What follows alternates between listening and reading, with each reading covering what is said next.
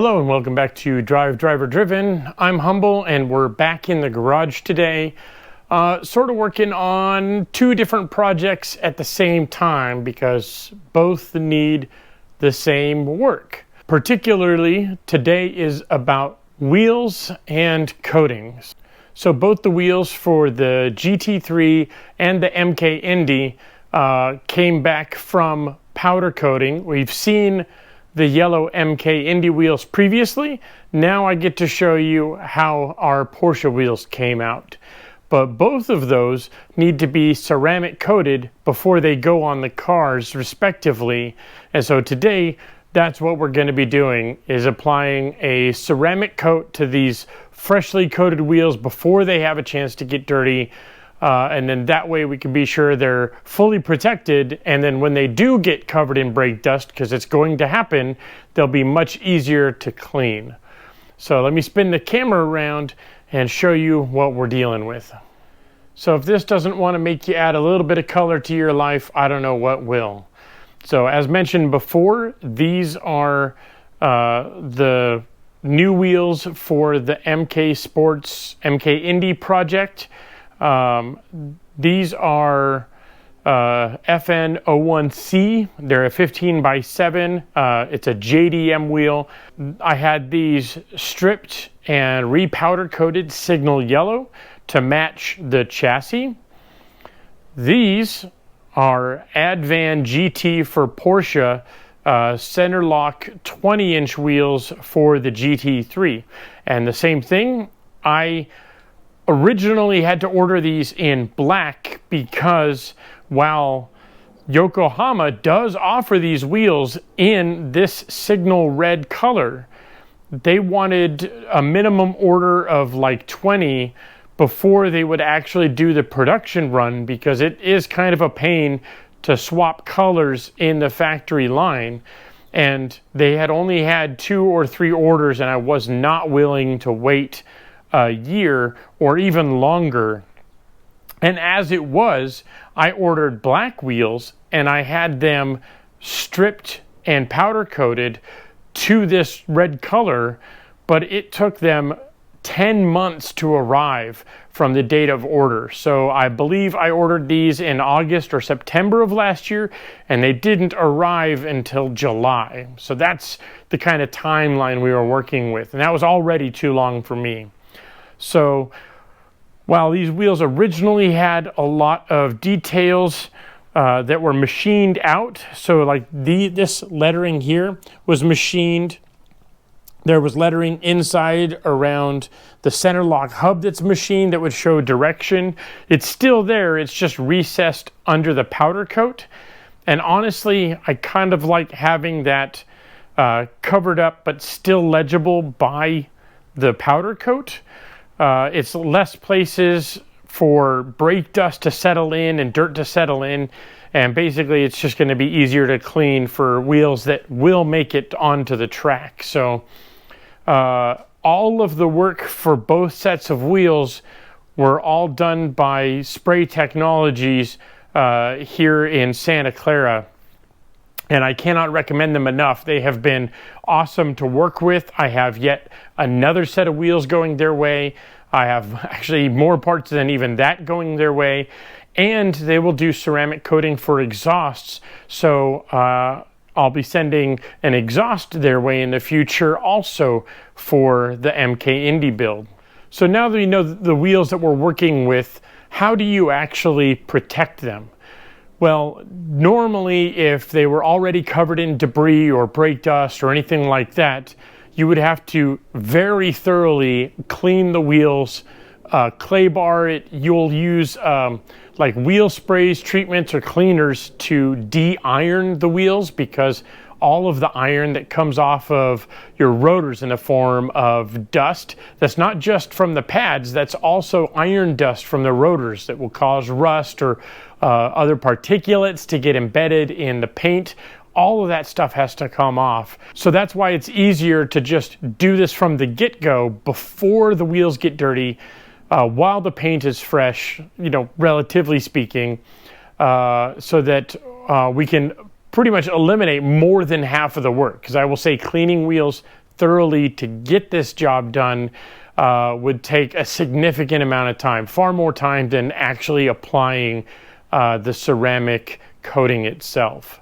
As for the ceramic coating, I've chosen to use the Chemical Guys Carbon Force ceramic treatment. No particular reason. I had a couple of friends use it. They just recommended it. Some cursory searches online or product reviews said it was pretty good and the price is right. So no affiliation, no product sponsorship or anything like that. That's just the product that I've chosen for this treatment, and we'll see how it does in a real world environment with cars that regularly see aggressive, mountain and track driving, brake dust, dirt, grime, you name it. Let's see how well this stuff works at preventing that stuff from sticking. So first step is I'm just going to do a quick little wipe down of all the wheels to be sure that there's no dust or anything like that on the wheels, and then we can begin. And my plan of attack is to actually flip all the wheels over first and do the barrels, the insides, so that once those are all done, we can flip everything back on its face and then treat the faces much easier. That way, we don't have to worry about the faces touching the cardboard or anything like that after they've been coated. Okay, so next up, it's time to actually apply the product. So in the kit, which is something like this, comes with 3 of these little foam applicators. It's just like a little foam bit with a microfiber cloth on the top of it. And what we're going to do is just take some of the ceramic coat. Doesn't take a whole lot, and a little bit goes a long way.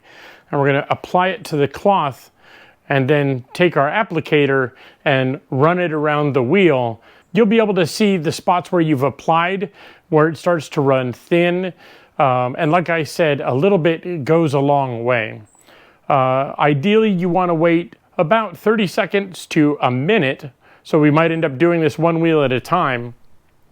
But you wait about 30 seconds to a minute, and then you're going to use a microfiber cloth to wipe off the excess, wipe the wheel dry, and that'll be your first application. Now, that could be your only application, and supposedly that's going to be good for like 5 years. Now, on a wheel or using aggressive wheel cleaners with it, I don't know if that's going to hold up over time. So what I'm going to do is I'm going to run the first application around all of the wheels and then go back and do a second time on all the wheels. And that way I can be doubly sure that everything's coated, that the first coating has dried. Supposedly this will cure in about 12 hours in the shade in a nice warm room. Today in the garage here, it's a little bit warmer, but outside it's only about 83, 84 degrees. So that should be just about perfect for this application, for an optimal cure time. And so after 2 coatings, just to be safe, before I go and mount the tires, I'm going to give it about a day, make sure everything's good, and then we'll go through and start mounting tires. Okay, so out of the time lapse really quick so I could show you kind of closer up what it's like to apply the ceramic coating and a little bit about the process, how easy it is, how easy it goes on, sort of the timing of everything in real time. If you're a little bit older like myself, or you're doing this on the ground, having a little bit of protection or comfort on your knees, whether it be knee pads or just a bundle of towels like this, just terry cloth or whatever. It just helps when you're leaning over instead of doing it directly on the pavement. You have just a little more comfort. Now, as mentioned before, we have the actual ceramic treatment, and then we have our little applicator pad. And what I'm going to try to do is, when I did the backs of the wheels, there's so much more just area to cover that you really kind of have to do it one at a time, let it set up, and then wipe it off before going on to the next wheel. However, with the fronts here, I think that I'll be able to get away with applying to both wheels here, let it set up, and then dry it. And then by the time I'm done drying this one, I'll be ready for the second wheel. As far as the application process, what you're going to do is just open up your bottle, and you just want to dab it a little bit so you wet the surface. Not so it's soaking wet, but just enough that it's moist. And you want to get good coverage across the side of the applicator that you're using. And then very carefully, you're just going to begin applying it in wide brush strokes while the applicator is its wettest in the broadest of areas. So like here, we're just applying it to the front of the spokes and working our way around. When it comes to detail areas, like down here inside of the center lock area, the little foam in the applicator here can be kind of squeezed in, so you can work your way around that area as best as possible. And then ditto for down in here in these sort of crevices for the spokes.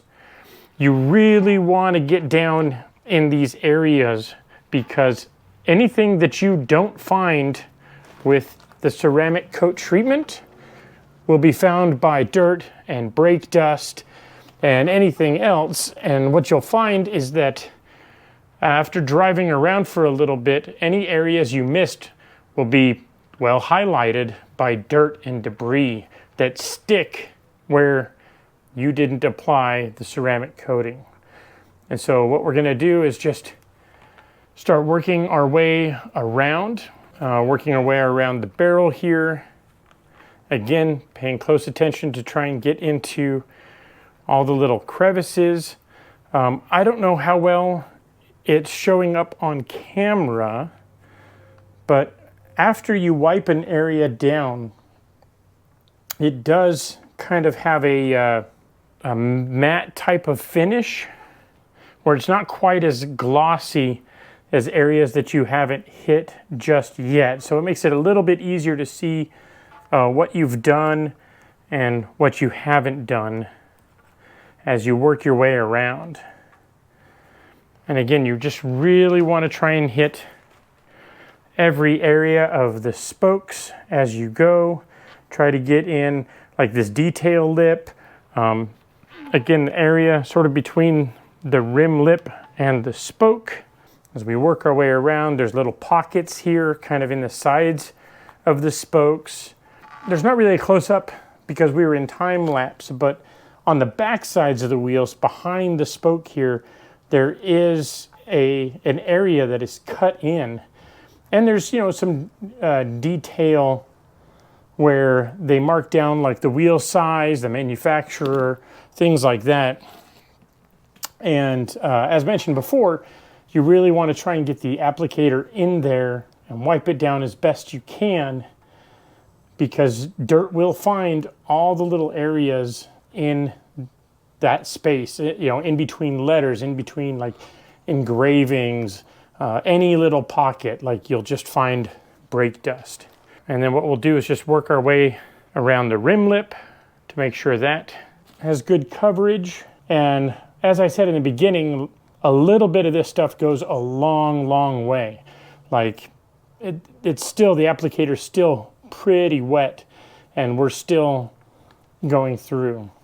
So that's the first wheel done. And while that's setting up, we can come over here and do the second wheel, which there's still enough product in our applicator to do this wheel as well. Because as I mentioned, there's just so much less area on the front of the wheel than there was inside the barrel. So we're going to go and work our way around this one, and then I'll come back when it's time to wipe off that first wheel. Okay, and now that we're done with our application, what we need to do is just wipe it off and buff off any excess, anything that's left behind. Normally, if you would do this on like the hood of a car or something like that, you would see it shine up quite a bit as you wipe it down. But with the wheels I've found, it's a little harder to tell. So I'm going to just go through, wipe off the excess, and then by the time I'm done with this first wheel, the second one will be ready to go.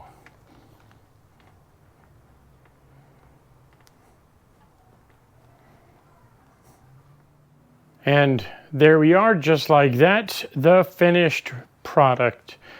Again, doesn't really look too much different now. If anything, the wheels are a little more glossy than they were previously.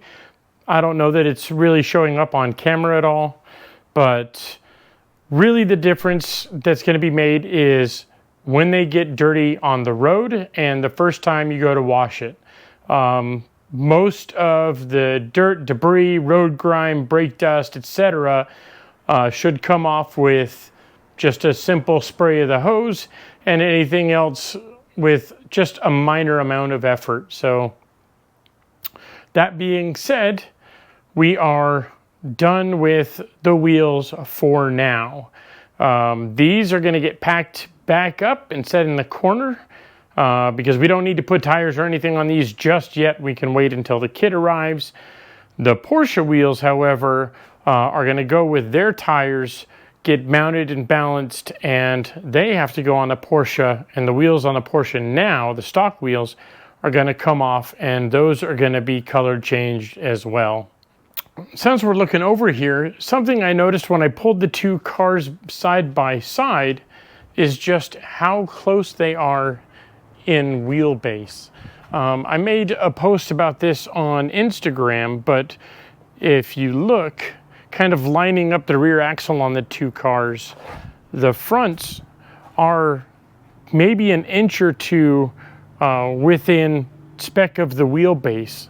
And what's funny is, in my mind, the 7 is a much smaller car than the GT3. However, realistically, when you're driving it at low speeds, the Porsche has a rear axle steer, so its virtual wheelbase shortens, so it can actually turn tighter than the 7. And then at higher speeds, the wheelbase virtually lengthens in that it can sort of crab walk when it changes lanes, lengthening the wheelbase, which would be longer and smoother and more stable than the 7. Now, the 7, on the other hand, well, you could just steer it with a little more throttle input. So, is it a wash? Kinda, sorta.